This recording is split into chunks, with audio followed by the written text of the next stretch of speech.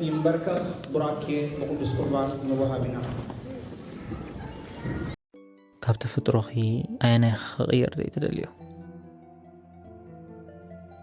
እቲ ናይ ሃገረሰባት ተዓባብያ ኣብ ከተማ ካብ ዝመጽእ ድሮ 2 ዓመት ይሓሊፉ ኩሉ ርአዮ ጉያ እዩ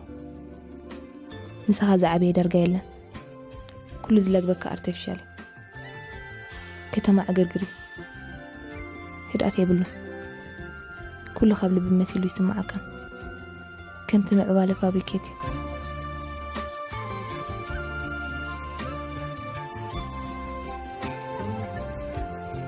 ሃገረሰብ ግን ናይ ብሓቂ ሃገረሰብ እዩ ናይ ሰብ ሃገር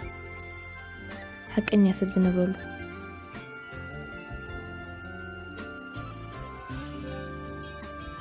ገለ ጎዳእ ባህል ተታወጊድካ ንኽትነብረሉ 1000 ግዜ ኣብ ከተማ ይምቅር ከተማኸ